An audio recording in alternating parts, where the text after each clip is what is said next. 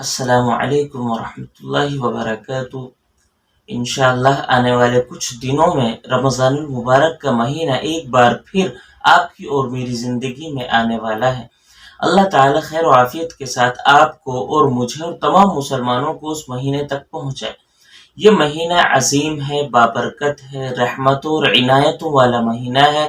اللہ تبارک و تعالی اس مہینے میں اپنے بندوں کی طرف متوجہ ہو کر بہت سارے انعامات کی، بہت ساری رحمتوں اور عنایتوں کی بارش فرماتے ہیں۔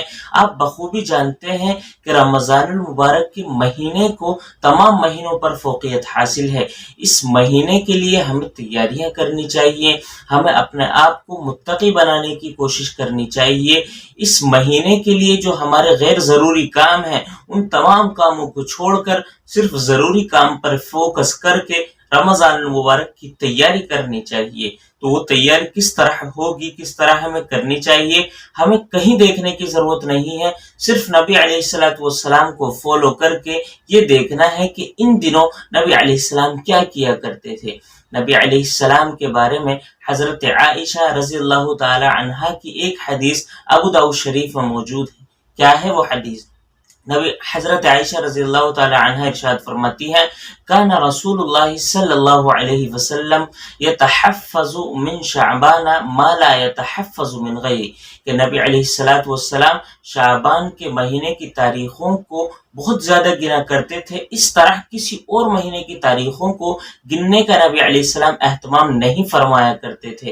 اور ثم یصوم لرؤیت رمضان، پھر اگر رمضان کا چاند دکھ جاتا نبی علیہ السلام روزہ رکھ لیا کرتے تھے۔ فَإِنْ غُمَّ عَلَيْهِ عَدَّ 30 يَوْمًا ثُمَّ صَامَ، اور اگر رمضان المبارک کا چاند نہ دکھتا تو پھر شعبان کے 30 دنوں کو پورا کر کے اگلے دن کا پھر روزہ رکھا کرتے تھے۔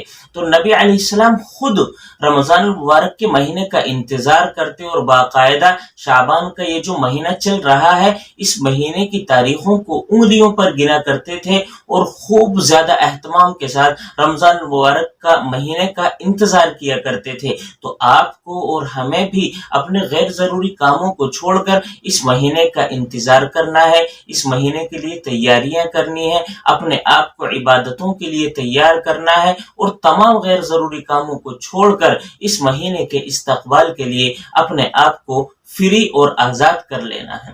کیونکہ نبی علیہ السلام خود اس مہینے کی تیاری کے لیے تمام کاموں سے نپٹ کر اپنے آپ کو فری کر کے ان دنوں کی تیاری میں لگ جایا کرتے تھے۔ یہی کام آپ کو اور مجھے بھی کرنا ہے۔ یہ شعبان کا مہینہ انشاءاللہ کچھ دنوں میں ختم ہونے والا ہے۔ اس سال رمضان المبارک کن دنوں کا ہو سکتا ہے؟ دیکھیے، چاند کے جو دن ہوتے ہیں وہ یا تو 29 کا یا 30 کا ہوتا ہے، 31 کا نہیں ہوتا۔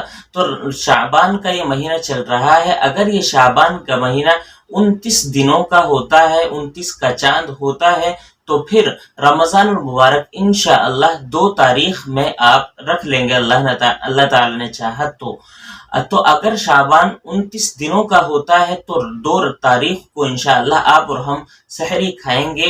اور اگر شعبان 29 تاریخ کا نہیں بلکہ 30 دنوں کا ہوتا ہے، 30 تاریخ کا ہوتا ہے، تو پھر انشاءاللہ ضرور بھی ضرور 3 تاریخ کو آپ اور ہم سحری کھائیں گے۔ رمضان المبارک کے مہینے کا انشاءاللہ آغاز ہو جائے گا اور 2 تاریخ کی عشاء میں ہم 2 اپریل 2022 کی عشاء میں انشاءاللہ ہم اور آپ تراویح پڑھیں گے اور رمضان کے مہینے کا استقبال کریں گے۔ اللہ تبارک و تعالی اس بابرکت اور اس عظیم مہینے تک آپ کو اور مجھے خیر و عافیت کے ساتھ پہنچائے۔ اس مہینے کی قدردانی آپ کے اور میرے دلوں میں اللہ تبارک و تعالی پیوست فرمائے اور ہمارے عبادتوں کو اور ہماری جو ہے محنتوں کو اللہ تعالی قبول فرمائے۔